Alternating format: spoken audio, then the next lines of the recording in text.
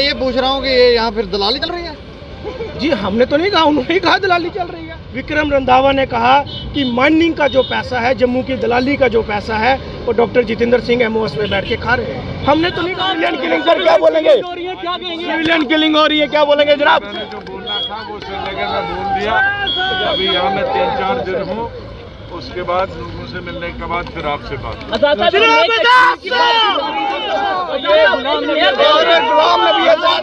उस पे कंसंट्रेट करना चाहिए कि मिलिटेंटों का अटैक करने का तरीका बदल गया है। देखिए जिस तरीके से की चुप्पी, गृह मंत्री की चुप्पी, ये बहुत चिंताएं और शंकाएं पैदा कर रही है जम्मू कश्मीर के संदर्भ में। 1990 के बाद ये पहली बार हुआ है और लखनपुर में हजारों की संख्या में भीड़ जमा है। उनके लिए कोई भी ऐसी व्यवस्था नहीं की गई सरकार की तरफ से जिससे ये लगे कि सरकार जो है गंभीर है उन माइग्रेशन को लेके। फैक्ट्स एंड फिगर जो है वो छुपाए जाते हैं, पूरे वर्ल्ड में छुपाए जा रहे हैं, पूरे हिंदुस्तान से छुपाए जा रहे हैं कि कश्मीर के हालात आज देखिए कितने नाजुक हैं। गुलाम नबी आज़ाद आज जम्मू पहुंचने वाले हैं। इस वक्त हम जम्मू एयरपोर्ट पर हैं। यहाँ पर अब से कुछ देर के बाद गुलाम नबी आज़ाद जो है उनकी एंट्री होगी। वो यहाँ इसी गेट से अंदर आएंगे और इस तरफ अगर आपको तस्वीर सामने बिल्कुल आप देखेंगे गुलाम नबी आज़ाद साहब जो हैं वो गाड़ियों में, उनकी गाड़ियाँ जो हैं वो बिल्कुल गेट से बाहर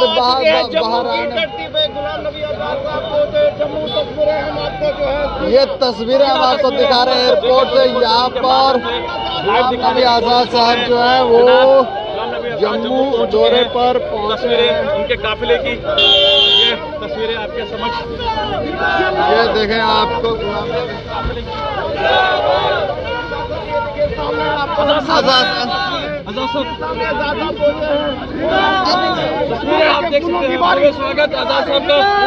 आज़ाद साहब की तस्वीरें हम आपको दिखाने की कोशिश कर रहे हैं।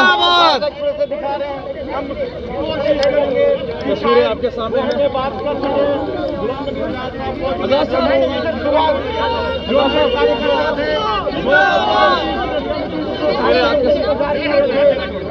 आज़ाद साहब इसी गाड़ी में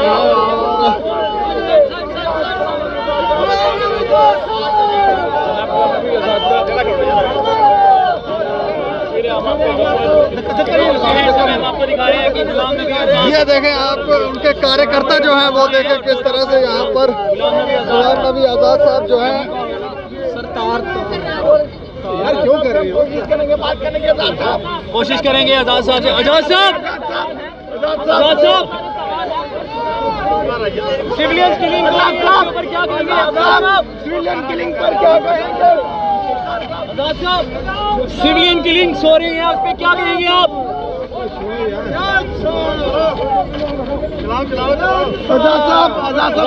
आज़ाद साहब, सिविलियन किलिंग पर क्या हो रही है, उस पर क्या कहेंगे? बेकसूर लोगों का जो खून बहाया जा रहा है उसमें आज़ाद साहब क्या कहेंगे? जनता गुलाम नबी आज़ाद साहब, आज़ाद साहब सिविलियन की किलिंग हो रही है, क्या कहेंगे आप? आज़ाद साहब सिविलियन किलिंग पर क्या बोलेंगे? क्या बोलेंगे आप? आज़ाद साहब आने दो, आ जाओ। टीआरएफ एक्टिव है इस वक्त घाटी में, क्या बोलेंगे? आज़ाद साहब सिविलियन किलिंग पर क्या बोलेंगे? सिविलियन किलिंग हो रही है, क्या बोलेंगे जनाब? मैंने जो बोलना था वो श्रीनगर में बोल दिया। अभी यहाँ मैं 3-4 दिन हूँ, उसके बाद लोगों से मिलने के बाद फिर आपसे बात। गुलाम नबी आज़ाद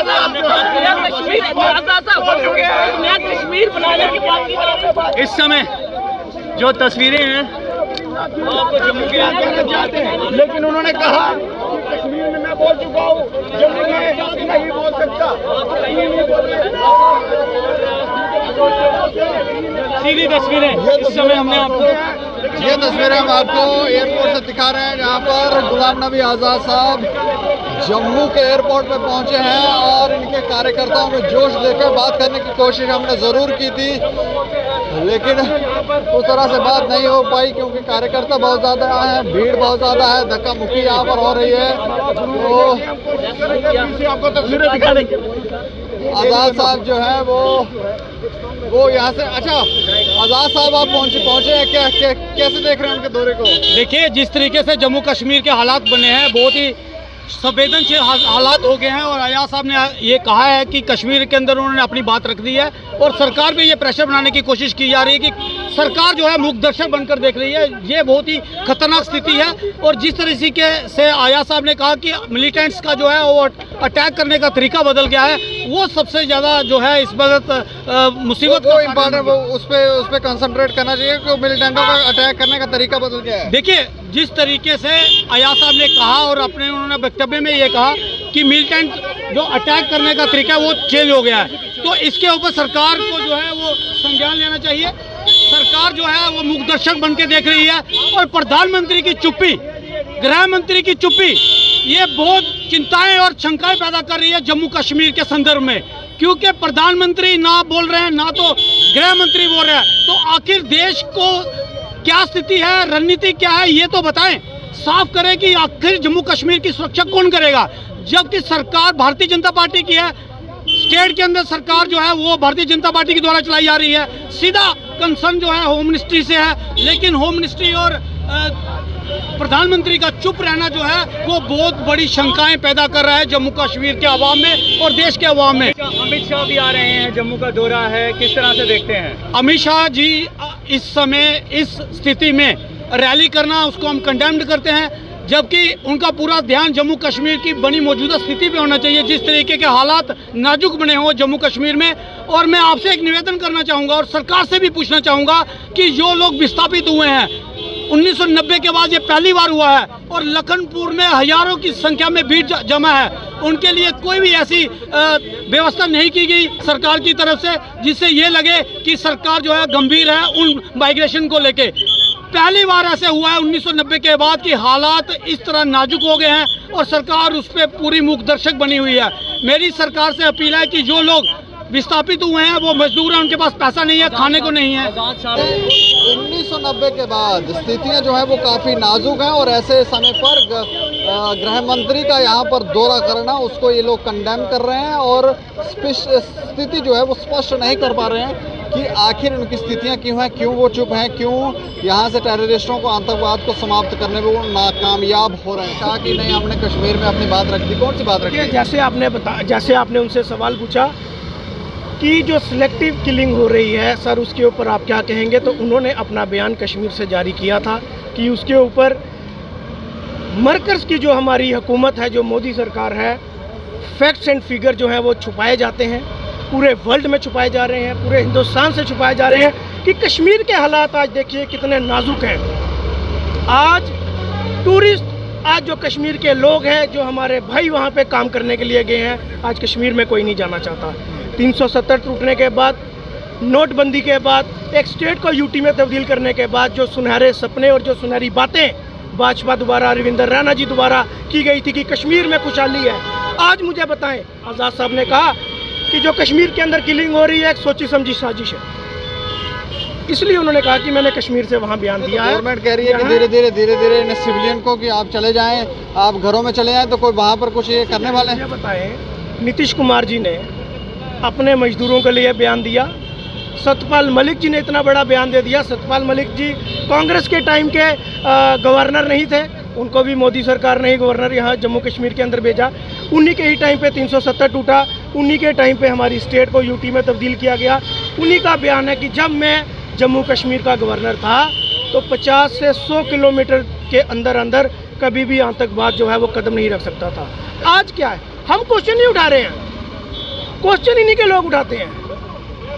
देवेंद्र राणा MOS के भाई जितेंद्र सिंह, उनके ऊपर क्वेश्चन उठाया विक्रमादित्य जी ने, जो इनके पूर्व विक्रम रंधावा ने कहा कि माइनिंग का जो पैसा है, जम्मू की दलाली का जो पैसा है, वो डॉक्टर जितेंद्र सिंह MOS में बैठ के खा रहे हैं। हमने तो नहीं कहा। नहीं तो हम क्या समझेंगे? उसके बाद माफ़ी उन्होंने मांगी, किस दबाव में आकर माफ़ी मांगी, जिस दबाव में आकर। मैं ये पूछ रहा हूँ कि ये यहाँ फिर दलाली चल रही है?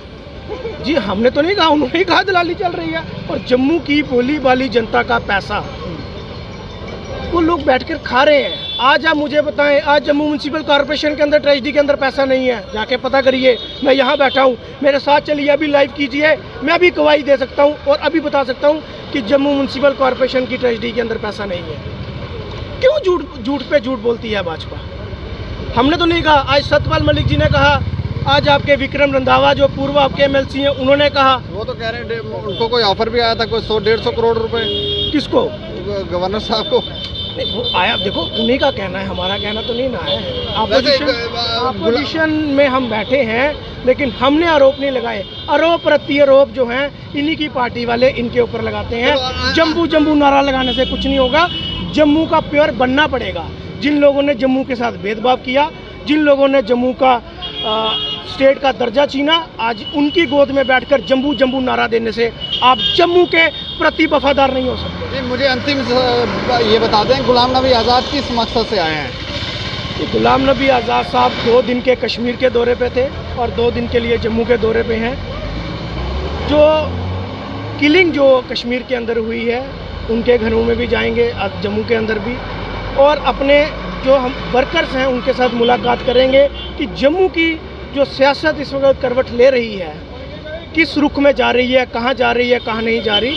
और हमें पूरा यकीन है कि गुलाम नबी आज़ाद साहब के लीडरशिप के अंदर जम्मू कश्मीर के अंदर कांग्रेस की हुकूमत बनेगी और गुलाम नबी आज़ाद साहब चीफ मिनिस्टर होंगे। शुक्रिया।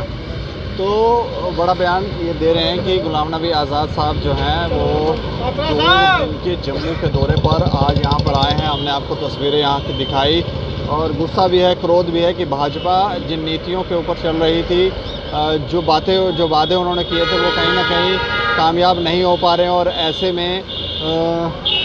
ऐसे में कई प्रश्न इन्हीं के भाजपा के ही लीडर उठा रहे हैं और उन्हीं का हवाला देकर ये लोग भी कटाक्ष जो है वो भाजपा पे कर रहे हैं कि यहाँ पर स्पष्टीकरण नहीं है। और ऐसे में गुलाम नबी आज़ाद साहब ही एक विकल्प है जो जम्मू का, कश्मीर का भला कर सकते हैं। आप लोग अपनी राय ज़रूर रखें कि आप किस तरह से देखते हैं गुलाम नबी आज़ाद साहब के यहाँ जम्मू दौरे को। और देखते रहें दैनिक सवेरा समाचार। मुझे और मेरे सहयोगी अरुण डोगरा को दें इजाज़त। नमस्कार।